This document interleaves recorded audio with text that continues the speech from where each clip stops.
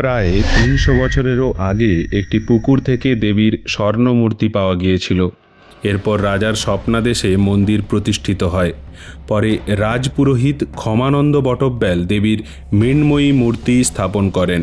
দেবীর হাতে ধানের শেষ থাকায় তাকে লক্ষ্মীরূপে পুজো করা হয়। বিশাল চোখ থাকায় তার নাম বিশালাক্ষী। প্রতিদিন সকাল সন্ধ্যায় পুজো ও আরতি হয়। পান ও দোক্তা দেবীর প্রিয় নৈবেদ্য। দুর্গাপুজো, কালী পুজো, জগদ্ধাত্রী পুজো ও পৌষ সংক্রান্তিতে এখানে বিশেষ পুজো হয়। ঘাটালের কাছে, ঘাটাল থেকে মাত্র ৩ কিলোমিটার দূরে বরদাতে অবস্থিত বিশালাক্ষী মাতার মন্দির।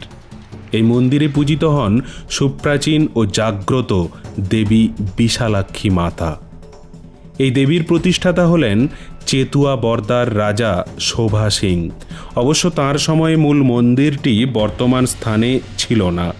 সেটি অবস্থিত ছিল নিকটবর্তী ভিতরগড়ে, অর্থাৎ রাজপ্রাসাদের নিকট। বাংলার শিবাজি নামে পরিচিত শোভা সিংহ সপ্তদশ শতকের শেষ দিকে মুঘল বাহিনীর বিরুদ্ধে বীর বিক্রমে যুদ্ধ করে বাংলার এক বিশাল অংশ দখল করে নিয়েছিলেন।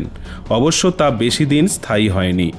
১৬৯৬ খ্রিস্টাব্দ তিনি মুঘল বাহিনীর হাতে নিহত হলে সেই বিশাল সাম্রাজ্য অচিরেই মুঘলদের হস্তগত হয়ে যায়। তিনি মারা যাবার পর রাজধানী বরদাগড়, বিশেষত ভিতরগড় ধ্বংসপ্রাপ্ত হয়।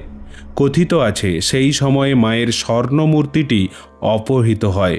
কয়েক বছর পর ১৭০২ খ্রিস্টাব্দ নাগাদ পূজারী বংশের প্রচেষ্টায় বর্তমান স্থানে মন্দির নির্মাণ করে পূজা শুরু হয়।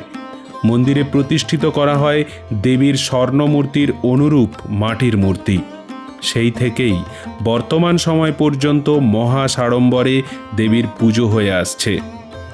মূর্তিটি প্রতি ১২ বছর অন্তর নতুনভাবে নির্মাণ করে প্রতিষ্ঠা করা হয়।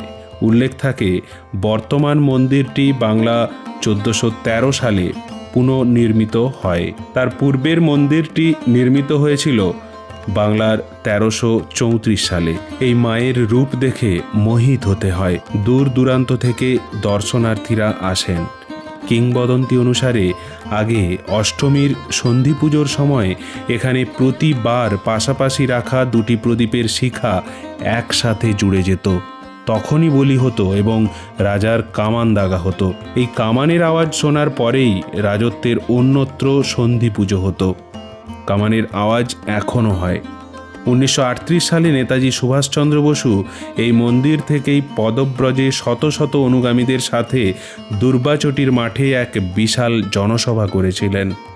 যে মাকে নিয়ে এত ইতিহাস, এত ঐতিহ্য, যে মায়ের এত ব্যাপ্তি, সেই মায়ের দর্শনে আজও ভক্তদের ঢল নামবে, এটাই স্বাভাবিক।